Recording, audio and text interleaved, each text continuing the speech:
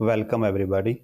This is our fifth class in JEE Mains previous year questions of chapter Waves of class 11th.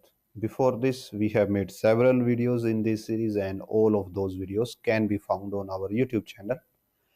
And name of channel is again Point Basics, and there is a dedicated playlist for these type of videos. Also, we have started similar series for NEET previous years, so you can go to our channel and also find those videos. And if you find these videos useful, helpful, then do like these videos, share as much as possible, and subscribe to our channel. It helps us a lot when you share and subscribe. Also, if you want to support us, then you can scan any of these QR code on your screen and donate us with whatever amount you want. With your help and your donations, we will be able to keep on making these videos and keep on bringing you quality content. So with this, let's start today's video. In previous video, we have completed up to question number 45. I have lost my previous file. So this was the last question which we covered in previous, not this one, next one. Yes, this was the last question which we covered. And today we will start with question number 46. So, while measuring speed of sound by performing a resonance column experiment, a student gets the first resonance condition of the column at 18 centimeter, and during the winter, repeat the same experiment during the summer. She measures column length to be x for the second resonance. हमें यहाँ पे ये बताना है कि second resonance के लिए जो आपकी जो लेंथ होगी वो कितने पे लाई करेगी और वो कब मेजर हो रही है, समर में मेजर हो रही है. So let me make it slightly thinner now. तो हमारे पास यहाँ पे दो वेदर्स का डिस्कस किया गया है, दो टाइम का. पहला हम डिस्कस कर रहे हैं विंटर्स और दूसरा हम डिस्कस कर रहे हैं summer. So first of all ये एनालाइज करते हैं कि दोनों में इफेक्ट क्या होगा. सो velocity of sound is given by in air is gamma p by rho, where rho is density, p is pressure और एडियाबेटिकली गैस मूव करती है. अगर यहाँ पे गामा की वैल्यू डेंसिटी की value p by v m mass by v put कर दें, so this will becomes gamma pv by mass, or gamma pv for an ideal gas is given by RT. So Vs is equal to gamma RT by m, और यहाँ से बोल सकते हैं that velocity of sound is proportional to temperature. यहाँ पे T क्या है, टेम्परेचर. नाउ समर्स में टेम्परेचर ज़्यादा होता है, विंटर्स में टेम्परेचर कम होता है. सो सम विंटर्स में वेलोसिटी ऑफ साउंड कंपैरेटिवली कम होगा और समर में वेलोसिटी ऑफ साउंड कंपैरेटिवली ज़्यादा होगा. नाउ अब हम ट्यूब के ऊपर आते हैं, जो रेजोनेंस की कंडीशन है हमारे ऊपर पास. सो यहाँ पे बोला गया है कि विंटर्स में फर्स्ट जो हमारे पास कॉलम की लेंथ है, फर्स्ट रेजोनेंस 18 सेंटीमीटर पे आती है, यानी कि हम यहाँ पे फंडामेंटल मोड की बात कर रहे हैं. सो फंडामेंटल मोड में velocity of sound is equal to हो जाती है लैम्डा टाइम्स फ्रीक्वेंसी. नाउ जो फ्रीक्वेंसी है वेव की वो चेंज नहीं होती किसी भी कंडीशन के हिसाब से. सो हम यहाँ पे क्या मान सकते हैं कि जो फ्रीक्वेंसी है it is given by velocity of sound by lambda. So ये जो फ्रीक्वेंसी है साउंड की ये हमारे पास कांस्टेंट रहने वाली है. और अगर हम यहाँ पे सेकंड रेजोनेंस के बारे में पूछा गया है, और बिकॉज ये हमारे पास क्या है, वन साइड ओपन पाइप है, तो इसमें जो ओड हार्मोनिक होते हैं वो प्रेजेंट नहीं होते, सॉरी इवन हार्मोनिक प्रेजेंट नहीं होते, ओनली ओड हार्मोनिक प्रेजेंट होते हैं. तो यहाँ पे n is equal to 1 present होगा और उसके बाद सीधा n is equal to 3 present होगा. सो जो आपकी f सेकंड है, सेकंड रेजोनेंस की फ्रीक्वेंसी क्या हो जाएगी, इसका 3 times, sorry length we can say. हमारे पास पहले की लेंथ 18 सेंटीमीटर है, so length of second resonance will be 3 times of previous या फर्स्ट, दैट विल बी 54. अब हमें ये हमारे पास होगी विंटर्स में, कि विंटर्स में पहला रेजोनेंस हो रहा है 18 सेंटीमीटर पे और सेकंड रेजोनेंस हो रहा है 54 सेंटीमीटर पे। अब हमें समर्स में ये बताना है कि सेकंड रेजोनेंस के लिए वैल्यू क्या होगी। नाउ बिकॉज फ्रीक्वेंसी चेंज नहीं होती, so velocity of sound in winter by lambda for winter, velocity of sound in summer by lambda in summer, ये दोनों इक्वल होने चाहिए। अब हम यहाँ से क्या लिख सकते हैं, lambda summer will be lambda, ये सॉरी एम लिख दिया हमने, lambda winter into velocity of sound in summer, velocity of sound in winter. और हमें ये पता है कि जो velocity of sound in summer है वो विंटर से ज़्यादा है, तो ये वाली टर्म आपकी ग्रेटर देन 1 होगी, और lambda summer is greater than lambda winter. और सेकंड के लिए पूछा गया है, सेकंड की यहाँ पे लेंथ हमारे पास 54 सेंटीमीटर थी, किसके लिए, विंटर्स के लिए, तो जो समर की लेंथ होगी वो 54 से ज़्यादा होगी। और हेयर इज ऑप्शन, जो कि हमारा ऑप्शन बी होगा, that will be the right answer. आगे बढ़ते हैं नेक्स्ट क्वेश्चन की तरफ। String is stretch between fix point separated by 75 centimetre, observed to have resonance frequency of 420 Hz and 315 Hz. There are no other resonant frequency between two. Then the lowest resonance frequency of the string. तो हमें ये बताना है कि lowest resonance frequency कब होगी। Now, because हमें तो फर्स्ट ऑफ ऑल ये नहीं पता कि हमें ये फंडामेंटल मोड है या किस टाइप का मोड है, तो हम क्या मान के चलेंगे कि जो आपका 315 हर्ट्ज है, मीन्स nth मोड की फ्रीक्वेंसी 315 हर्ट्ज है, और n+1th मोड की फ्रीक्वेंसी हमारे पास है 420 हर्ट्ज। और ये n की वैल्यू हमें नहीं पता, ये फर्स्ट मोड भी हो सकता है, सेकंड भी हो सकता है, दैट वी डोंट नो। और ये दो पॉइंट के बीच का सेपरेशन के रिगार्डिंग हो रहा है, मीन्स जो आपकी जो स्ट्रिंग है वो दो पॉइंट के बीच में फिक्स है, तो उसकी वेवलेंथ आइदर जो आपका बिहेवियर है या ऐसे हो सकता है फर्स्ट मोड में, सेकंड मोड में वो ऐसे हो सकता है, और अगर थर्ड मोड की बात ली जाए सो थर्ड मोड में बिहेवियर ऐसे हो सकता है। इन एनी केस आप लिख सकते हो कि जो लेंथ होती है, here length is equal to lambda by 2, here length is equal to 2 lambda by 2, here length is equal to 3 lambda by 2। So length is equal to n lambda by 2, जहाँ पे n कौन सा है, जो हम यहाँ पे मोड ले रहे हैं, फंडामेंटल मोड या कोई भी मोड होगा उसके हिसाब से यहाँ पे लेंथ की वैल्यू n लैम्डा बाय 2 होगी, और फ्रॉम दिस लैम्डा की वैल्यू आ जाती है 2l बाय n। नाउ यहाँ पे जो हमारे पास वेलोसिटी होगी, बिकॉज जो आपकी स्ट्रिंग है, यहाँ पे स्ट्रिंग के अंदर सेम टेंशन होगी, उसका मास पर यूनिट लेंथ चेंज नहीं होने वाला, तो मीन्स उसकी जो वेलोसिटी होगी वो वेलोसिटी यहाँ पे फिक्स रहेगी। और वेलोसिटी के लिए रिलेशन क्या होता है, velocity is given by lambda times frequency. So we can say that lambda n into frequency of nth mode is equal to lambda of n plus 1 into frequency of n plus 1। So lambda n होगा हमारे पास 2l by n, nth mode की frequency हमें 315 given है, n plus 1 की value हो जाएगी 2 lambda n plus 1 की 2l n प्लस 1, और nth इसकी फ्रीक्वेंसी गिवन है हमें 420। सो ये दोनों कैंसिल हो जाते हैं, n प्लस 1 इधर आ जाएगा, by n is equal to 420 by 315, cross multiply 315n plus 315 is equal to 420n।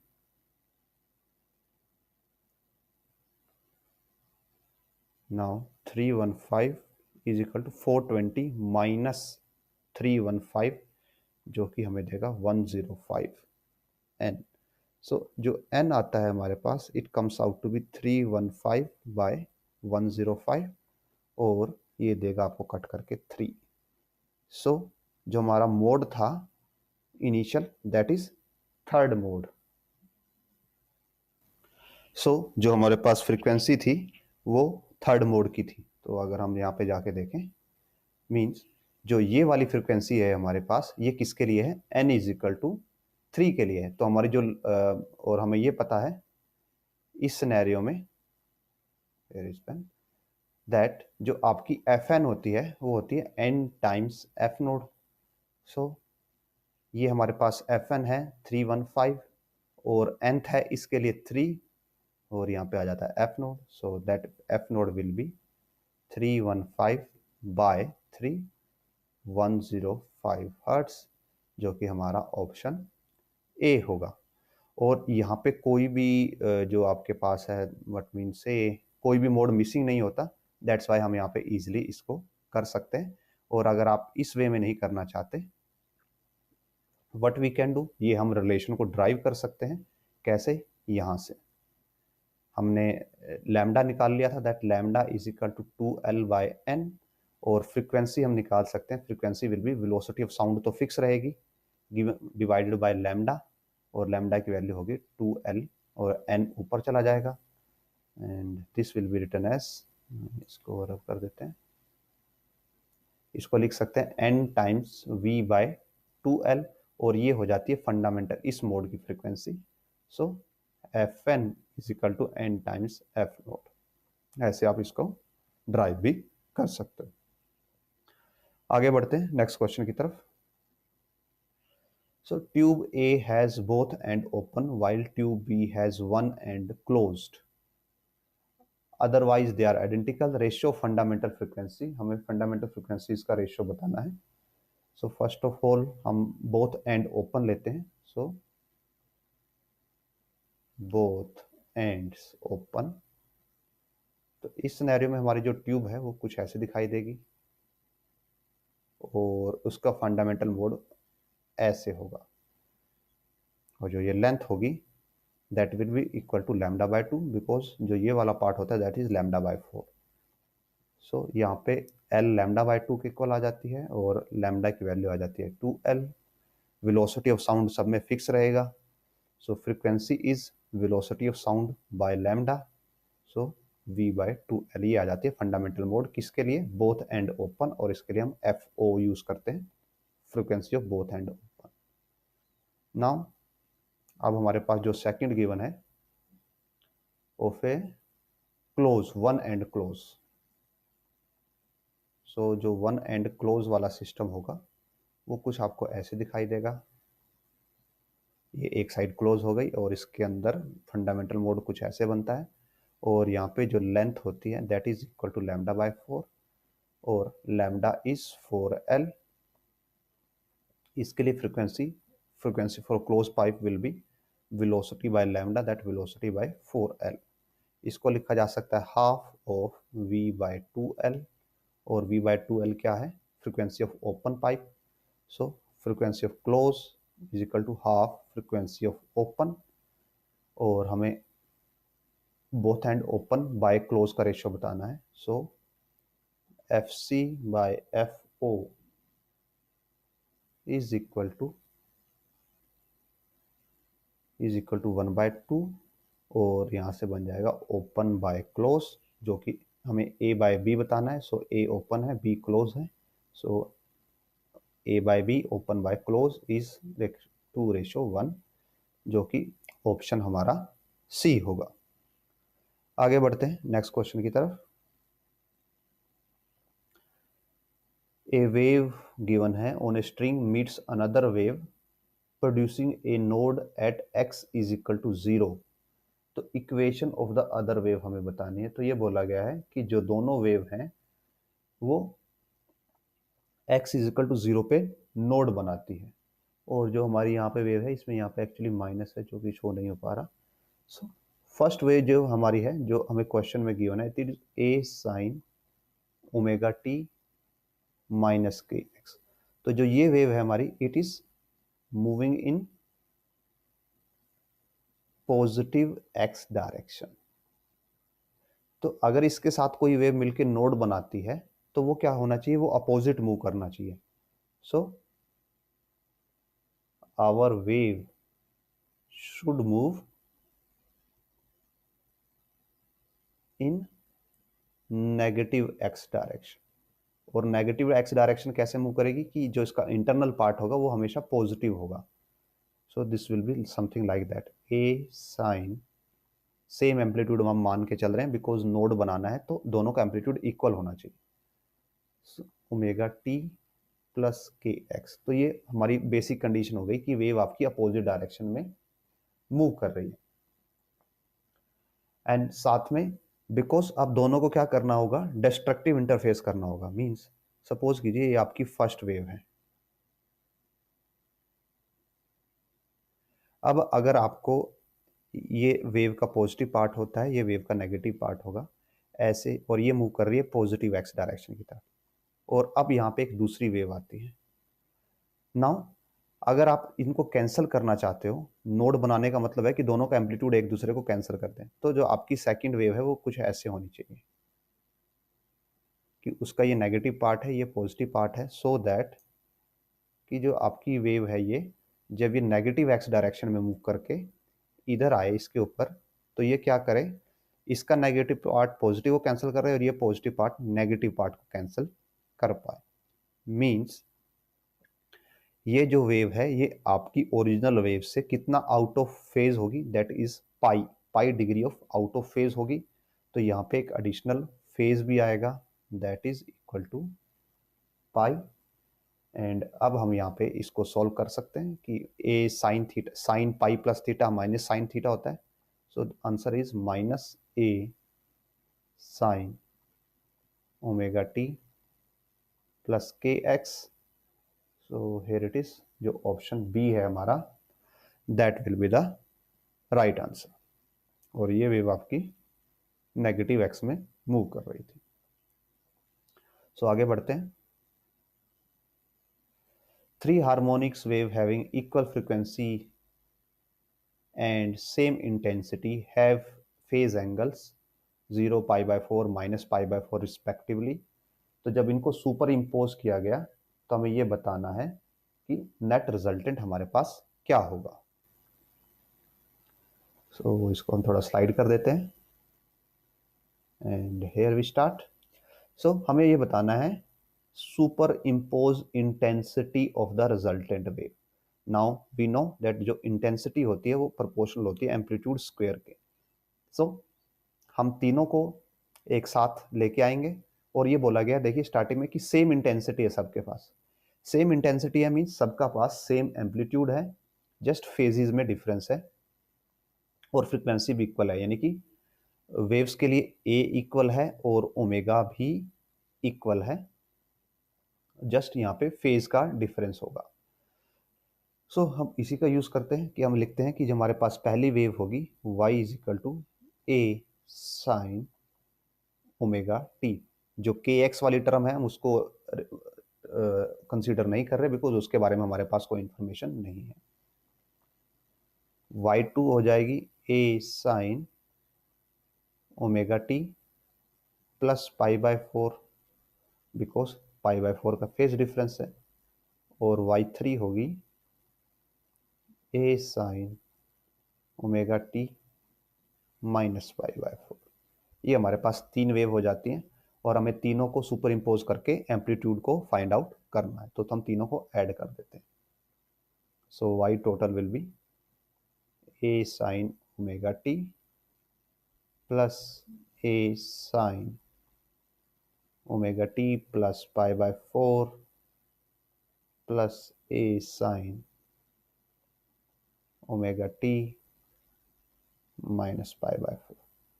सबसे a कॉमन ले सकते हैं, यहाँ पे आ जाएगा साइन ओमेगा टी प्लस, अब इसको हम एक्सपेंड कर देंगे, सो ये हो जाएगा sine omega T cos pi by 4 plus cos omega T sine pi by 4। Similarly इसको भी एक्सपेंड करेंगे, so sine omega T cos pi by 4 and यहाँ पे because negative sine so negative cos omega T sin pi by 4। ये दोनों term एक दूसरे को कैंसिल कर देंगे और cos पाई बाय 4 होता है 1/√2 और ये देखिए ये टर्म और ये टर्म दोनों सेम है 1/√2 1/√2। So this will just result in a, ये term as it is sin omega t, ये दोनों ऐड होंगी तो ये देगा 2/√2 sin ओमेगा 2 यानी कि √2 sin ओमेगा टी। और जस्ट यहाँ पे sin ओमेगा टी कॉमन ले लेंगे और ये हमारे पास बचेगा √2 + 1 इंटू ए इंटू साइन ओमेगा टी। ये हमारे पास रिजल्टेंट वेव इक्वेशन आ जाएगी और हमें ये पता है कि जो एम्पलीट्यूड है वो ए स्क्वायर के प्रोपोर्शनल होता है। सो इस वेव का जो एम्पलीट्यूड होगा, एम्पलीट्यूड विल बी, या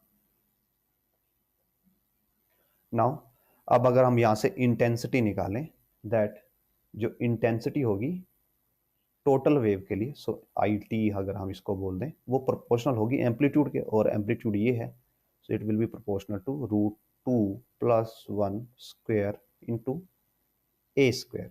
और जो ओरिजिनल एम्पलीट्यूड हमारा ए था, तो जो ओरिजिनल इंटेंसिटी थी यानी कि आई नोड, वो प्रोपोर्शनल टू थी ए स्क्वायर के। दोनों को अगर डिवाइड कर दें, so I t by I naught, a square से ए स्क्वायर कैंसिल हो जाएगा, इक्वल्स टू आ जाएगी √2 + 1 होल स्क्वायर। और जो √2 + 1 होल स्क्वायर होगा, √2 हमारे पास 1.4 होता है, +1 2.4, और 2.4 का आप स्क्वायर करोगे तो हमें मिलता है 5.8। सो यानी कि जो टोटल इंटेंसिटी है that is equal to 5.8 times of original intensity. और अब अगर हम कंपेयर करें, सो हेयर इज जो ऑप्शन ए है हमारा, that is the right answer. आगे बढ़ते हैं नेक्स्ट क्वेश्चन की तरफ। So the correct figure that shows systematically the wave pattern produced by superposition of two wave of frequency 9 hertz and 11 hertz. तो हमारे पास दो वेव हैं जिनको हमने सुपर इम्पोज किया, एक की फ्रीक्वेंसी 9 हर्ट्ज है, दूसरे की 11 हर्ट्ज है। तो अगर हम दोनों को सुपर इम्पोज करते हैं तो जो हमारी नेट वेव होगी या हमारी जो फाइनल वेव होगी उसकी फ्रीक्वेंसी क्या होगी, मॉडुलस दोनों का डिफरेंस। सो 11 - 9, या आप 9 - 11 लिख सकते हो। तो उसकी फ्रीक्वेंसी हमारे पास क्या हो जाएगी, 2 हर्ट्ज। अगर फ्रीक्वेंसी 2 हर्ट्ज है तो उसका मतलब हो जाएगा कि 1 सेकेंड में हमारे पास कितनी वेव आएंगी, 2 वेव्स होने चाहिए ग्राफ के अंदर या फाइनल आउटपुट के अंदर। नाउ अगर मैं इसको थोड़ा जूम कर दूं so that it is more clearly visible, yes hopefully अब ये बेटर विजिबल होगा आपके लिए। तो आप यहाँ पे देख सकते हैं ये टाइम है एक्स एक्सिस पे और वाई एक्सिस पे एम्पलीट्यूड है। तो यहाँ पे 2 सेकंड होते हैं और 2 सेकंड के अंदर this is half wave and this is half. So यहाँ पे एक कंप्लीट वेव है 2 सेकंड के अंदर, जो कि रॉन्ग है, गलत है, एज पर रिक्वायरमेंट नहीं है। और सिमिलरली ऑप्शन बी में भी यहाँ पे 1 ही वेव है।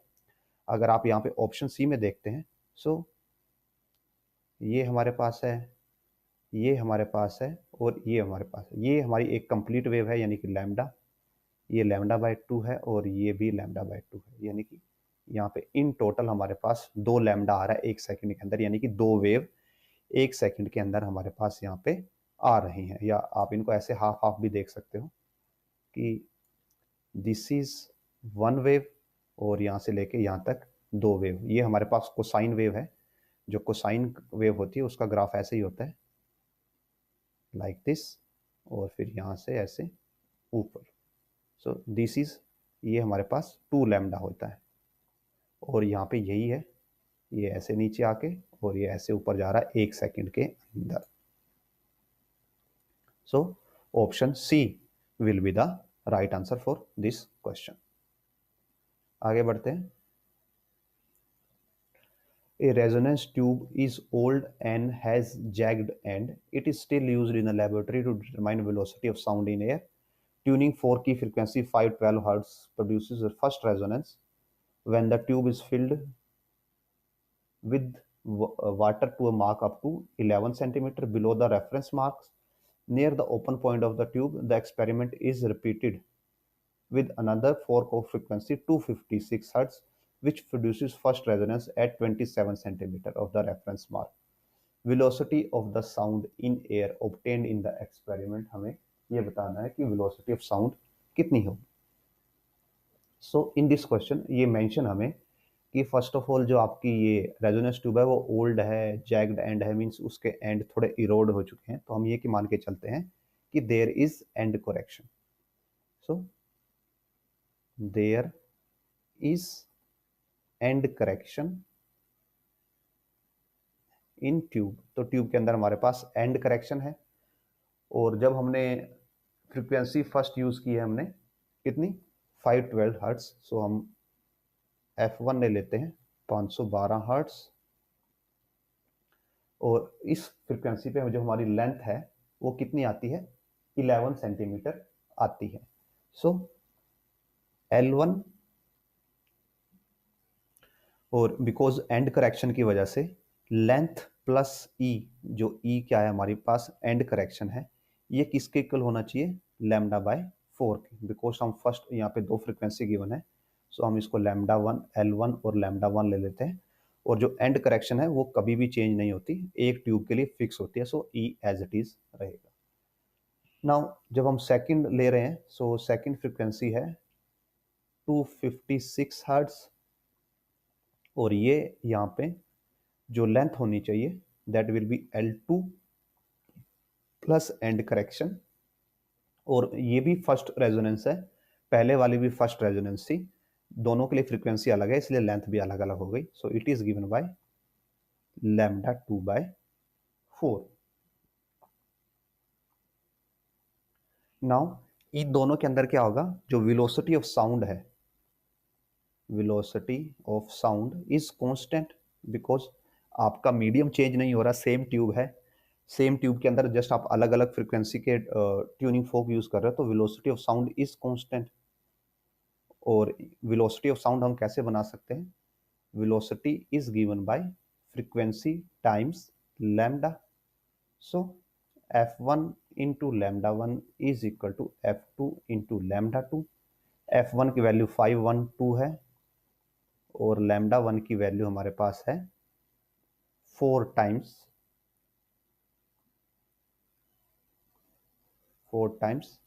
L1, और L1 की वैल्यू 11 है. So 4 times 11 plus E should be equal to F2, that is 256 into lambda 2 की वैल्यू यहाँ से आएगी 4 टाइम्स L2 जो कि ये 27 है प्लस E. सो 4 से 4 कैंसिल हो जाएगा, और ये 2 पे कैंसिल होगा, और यहाँ से हमारे पास आ जाता है that 22 plus 2E is equal to 27 plus E, और यहाँ से हम E को उधर ले आएंगे और 22 को उधर ले जाएंगे. सो E की वैल्यू आ जाती है हमारे पास 5 सेंटीमीटर. E की वैल्यू 5 सेंटीमीटर आ गई, तो हमें वेलोसिटी ऑफ साउंड ही पता करना है, और वेलोसिटी ऑफ साउंड क्या है फ्रीक्वेंसी इंटू लैम्डा. अगर हम पहले वाले से कैलकुलेशन करते हैं, पहले वाले की फ्रीक्वेंसी है 512, और पहले वाले के लिए लैम्डा है 4 टाइम्स L1 जो कि 11 है, और ये सेंटीमीटर में है, सो इसको हम डिवाइड 100, बिकॉज आंसर आपका मीटर पर सेकंड में है, और E की वैल्यू 5 है और वो सेंटीमीटर में है, सो 5/100. सो ये 512 इंटू 4 इंटू 16/100 आएगा, और जब इसको हम यहाँ पे 25 पे कट कर सकते हैं,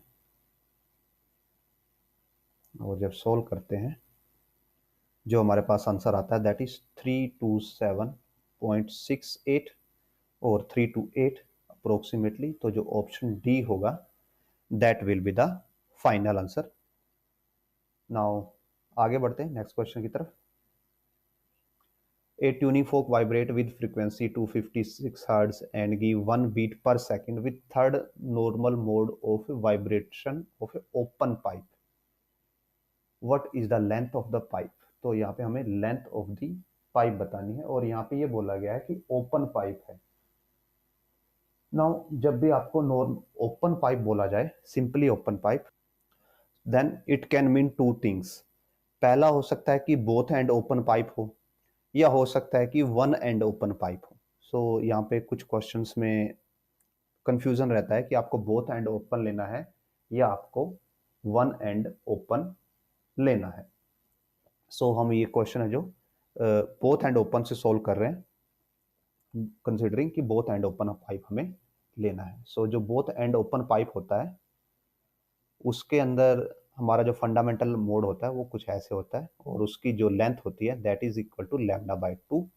और अगर हम इसके अंदर एज पर मेंशन कि थर्ड नॉर्मल मोड है हमारे पास, तो थर्ड नॉर्मल मोड के लिए दिस इज सेकंड मोड, आपने एक वेव और ऐड कर दी, और थर्ड मोड में ऐसे एक वेव और ऐड हो जाती है। सो थर्ड मोड के लिए एल आ जाती है 3 लैम्डा बाय 2, और यहाँ से लैम्डा की वैल्यू आ जाती है 2L/3।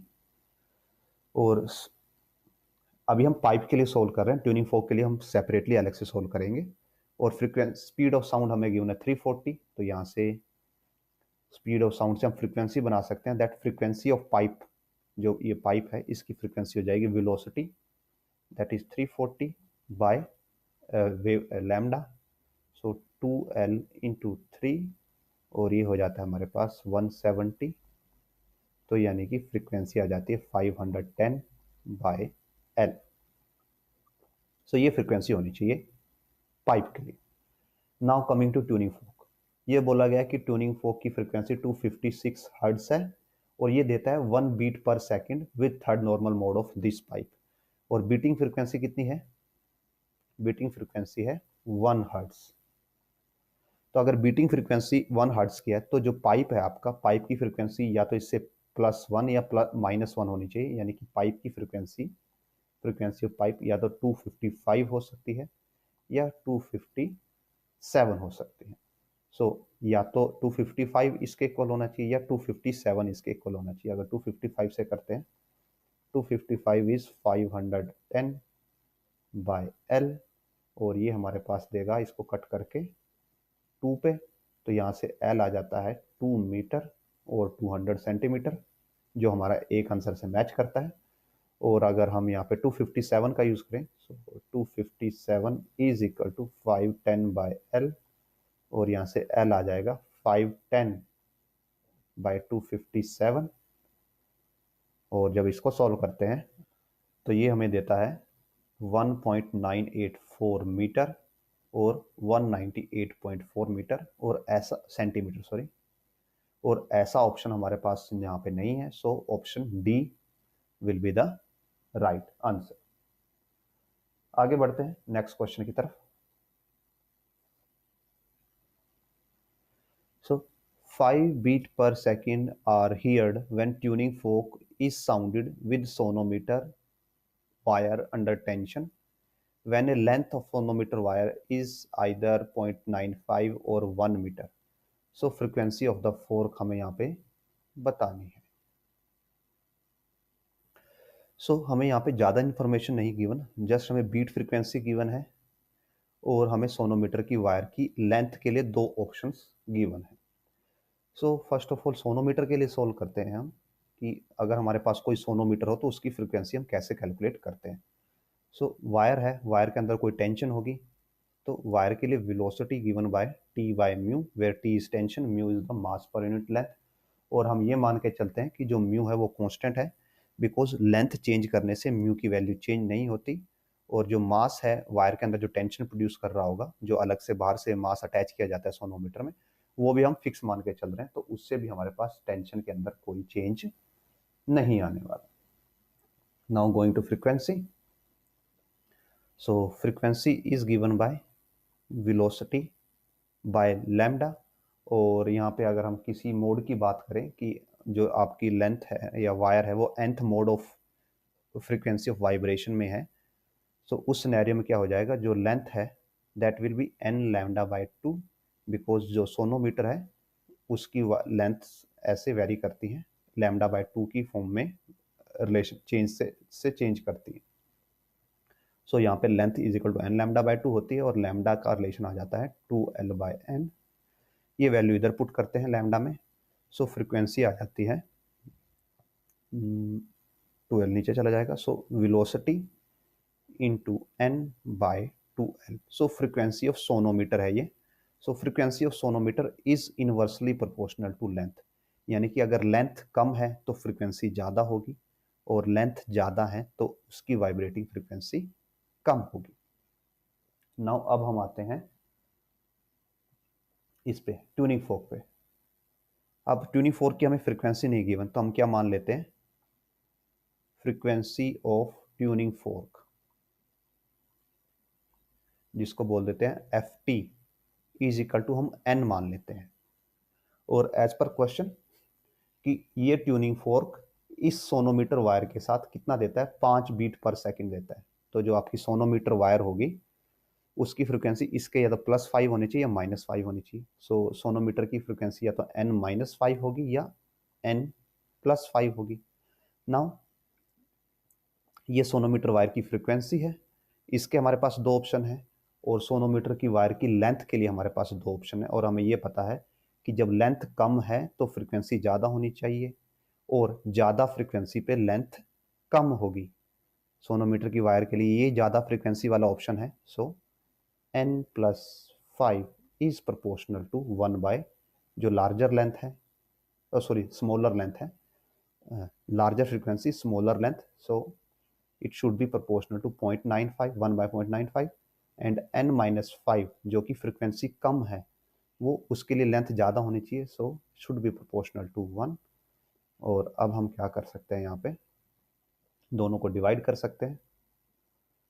n+5 divided by n-5 should be equals to 0.95 divide 1, और ये हो जाएगा 100/95। So n+5 n-5 is equal to 195। So 95n plus 95 into 5 is equal to 100n minus 500,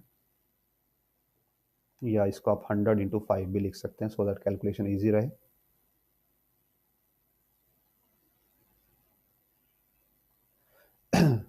ये इधर जाके सब्ट्रैक्ट हो जाएगा, सो बचेगा हमारे पास 5n, और ये इधर आके ऐड हो जाएगा 95 प्लस 100 इंटू 5 रहेगा, सो 195 इंटू 5, और यहाँ से n की वैल्यू आ जाती है हमारे पास, n इज इक्वल टू 195, यानी कि फ्रीक्वेंसी ऑफ ट्यूनिंग फोक हमारे पास 195 हर्ट्ज है। और अब अगर हम इसको ऊपर जाके मैच करते हैं, सो हियर इट इज, जो ऑप्शन ए है हमारा, that will be the right answer, frequency of tuning folk 195 hertz. आगे बढ़ते हैं। Standing wave formed by superposition of two waves travelling in opposite direction, transverse displacement is given bye. तो जो दोनों waves हैं उनके कंपोजिशन से जो ट्रांसवर्स वेव बनी उसकी हमें यहाँ पे वैल्यू गिवन है। What is the speed of the travelling wave motion in the positive x direction. So ये हमारे पास स्टैंडिंग वेव है, ये स्टैंडिंग वेव की इक्वेशन है, और हमें इसको क्या करना होगा, हमें इसको स्प्लिट करना होगा किसमें, इंडिविजुअल वेव्स में, और that can be done easily. और इस टाइप का क्वेश्चन हम ऑलरेडी कर भी चुके हैं आई थिंक। सो ये है हमारे पास y(xt) is equal to 5/100 sine, और जो ये यहाँ पे ये वाली टर्म होती है this is given bye kx, और जो ये वाली टर्म होती है यहाँ पे it is given bye cos omega t। और हम इसको डीकपल भी कर सकते हैं, कैसे, सपोज आप श्योर नहीं है कि वो इसी फॉर्म में आपका आंसर आएगा यहाँ पे दो वेव से, सो हम क्या करते हैं, फर्स्ट वेव लेते हैं, that is given bye 5/10, because ये हमारे पास क्या है, स्टैंडिंग वेव बन रही है। सो स्टैंडिंग वेव्स आपकी तब बनती हैं जब बोथ वेव एक दूसरे के साथ अपोजिट डायरेक्शन में मूव कर रही हो। तो हम यहाँ पे फर्स्ट वेव ले लेते हैं जो कि होगी sine kx minus omega T, और दूसरी वेव ले लेते हैं जो कि इसका जस्ट अपोजिट मूव कर रही हो, यानी कि जस्ट वहाँ पे प्लस हो जाएगा sine kx plus omega T. और जब हम इन दोनों वेव को सोल्व करेंगे y1 प्लस y2 करेंगे, so that will become 5/10 common आ जाएगा और यहाँ पे sine k x minus omega t plus sine k x plus omega t, ये हमारे पास होगा। अब इसको आप साइन ए प्लस बी, ये साइन ए है ये साइन बी है, इसको सोल्व कर सकते हैं, तो वो हो जाएगा 5/10 as it is two sine दोनों एंगल्स का सम डिवाइड बाय 2।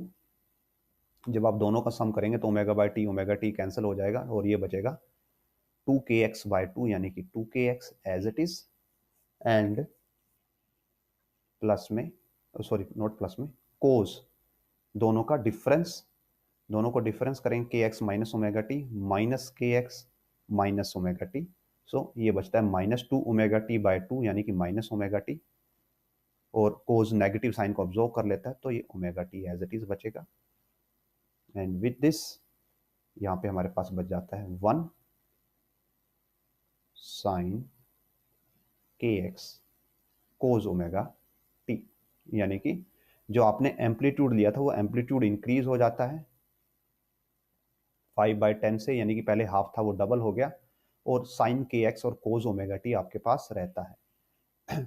सो जो हमारी इसके लिए ओरिजिनल वेव्स थी इस स्टैंडिंग वेव को बनाने वाली, तो उनका एम्पलीट्यूड हमारे पास क्या रहा होगा, ये डबल एम्पलीट्यूड है तो इसका हाफ रहा होगा।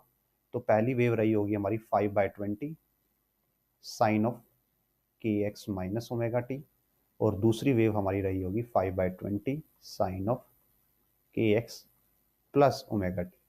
और आपको पता है कि जो वेव फ्रीक्वेंसी वेलोसिटी होती है,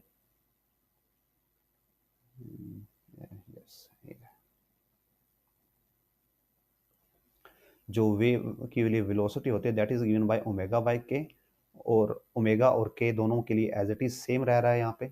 ओमेगा यहाँ से आ जाता है 200 पाई, और जो के की वैल्यू यहाँ से आ जाती है हमारे पास 5 पाई/4, सो डिवाइड बाय 4, और ये हो जाएगा 40 और 160 मीटर पर सेकेंड, जो कि होगा option A will be the right answer. आगे बढ़ते हैं नेक्स्ट क्वेश्चन की तरफ।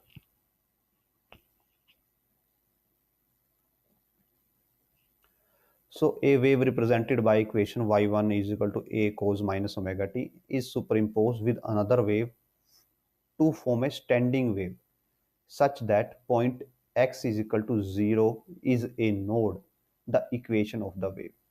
So first wave है हमारे पास y1 is equal to a cos kx minus omega t, और हमें इसके साथ एक ऐसी वेव को सुपर इम्पोज करना है कि हमारे पास क्या बननी चाहिए, स्टेशनरी वेव बननी चाहिए, और x इज इक्वल टू 0 हमारे पास क्या होना चाहिए, नोड होना चाहिए। नाउ स्टेशनरी वेव बनाने के लिए कंडीशन क्या होती है कि जो आपकी सेकंड वेव है, second wave should move in opposite direction. So second wave को अपोजिट डायरेक्शन में मूव करना है, तो हम सेकंड वेव को y2 ले लेते हैं और ये ले लेते हैं a कोस, तो यहाँ पे जस्ट साइन में अंदर प्लस हो जाएगा, उससे वेलोसिटी नेगेटिव हो जाएगी। तो ये हो गई हमारी सेकंड वेव के लिए बेसिक इक्वेशन। और यहाँ पे हमारे पास एक और कंडीशन है कि x इज इक्वल टू 0 हमारा क्या है, नोड होना चाहिए। So now coming to x is equal to 0, तो जब आपका x 0 है, यानी कि हम किसकी बात कर रहे हैं, जब वेव स्टार्ट होती है, यानी कि टाइम भी 0 है और x भी 0 है, तो उस पर अगर हम y1 की वैल्यू निकालें तो y1 की वैल्यू इस पे आएगी, ये 0 हो जाएगा और ये 0, 0 माइनस 0 0, और cos 0 हमारे पास 1 होता है, सो y1 की वैल्यू आती है a। अब ये बोला गया है कि जो आपका स्टेशनरी वेव है उस पे x पे नोड बनना चाहिए। नोड का मतलब कि आपकी दोनों वेव क्या करनी चाहिए, डिस्ट्रक्टिव इंटरफेरेंस करनी चाहिए, डिस्ट्रक्टिव इंटरफेरेंस। और डिस्ट्रक्टिव इंटरफेरेंस के लिए क्या जरूर रही है कि अगर आपकी पहली वेव ए का एम्पलीट्यूड दे रही है तो वहां पे दूसरी वेव को कितना एम्पलीट्यूड देना पड़ेगा, -a का एम्पलीट्यूड देना पड़ेगा, तभी डिस्ट्रक्टिव इंटरफेरेंस होगा। अब अगर हम y2 में एक्स को और टी को 0 पुट कर दें तो हमारे पास क्या हो जाएगा, कोस 0, और y2 भी हमें a ही दे देगा, जो कि हमारी रिक्वायर्ड कंडीशन नहीं है। तो हमें यहाँ पे क्या आना चाहिए, -a आना चाहिए। और इसको माइनस कैसे बनाया जा सकता है कि अगर आप यहाँ पे इसके अंदर फाई का फेज डिफरेंस दे दें, so this will B a cos kx plus omega t plus pi. अगर हमने इसमें फाई का फेज डिफरेंस दे दिया तो अब क्या हो जाएगा, कोस पाई प्लस थीटा होता है minus cos theta, so this will B -a कोस के एक्स प्लस ओमेगा टी। अब इसमें आप x और t को 0 पुट करेंगे तो -a देगा, और ये वाली कंडीशन भी सेटिस्फाई हो जाएगी। तो जो आपका आंसर है या तो ये होगा या ये होगा, इन दोनों में से एक हमारा आंसर होगा। और जो हमें आंसर गिवन है वो ऊपर इस फॉर्म में गिवन है, that is option B. So option B will be the right answer. Let's move to next question. Following are expression for four plane simple harmonic waves. Which of the waves will produce destructive interference and stationary wave? So stationary wave के लिए हमें क्या करना होता है कि दोनों की वेलोसिटी अपोजिट होनी चाहिए। तो अगर आप यहाँ पे देखें तो जो आपकी 3 और 4 है, यहाँ पे इसकी वेलोसिटी होगी थर्ड वाले की, so velocity of third wave will be omega by क्या होती है, के माइनस ओमेगा बाय के होती है। तो इसकी वेलोसिटी हो जाएगी -n2 बाय के, इसके लिए 1/λ2 है, सो 1/λ2 ऊपर चला जाएगा, तो v3 ये है। और अगर हम इसकी बात करें, v4 की बात करें, v4 की वेलोसिटी हो जाएगी -n2 बाय, इसके लिए k की वैल्यू नेगेटिव है, सो λ2 नेगेटिव के साथ तो ये पॉजिटिव बना देगा।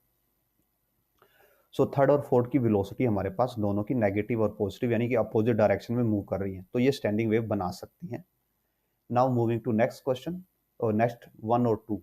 जो हमारी 1 और 2 है इनमें फेज डिफरेंस तो है, बट दोनों की वेलोसिटी सेम है, बिकॉज वेलोसिटी ओमेगा और के साइन से डिसाइड होती है, और दोनों के लिए ओमेगा और के सेम है, तो दोनों सेम डायरेक्शन में मूव कर रही हैं। जस्ट इनके बीच का फेज डिफरेंस पाई का फेज डिफरेंस है।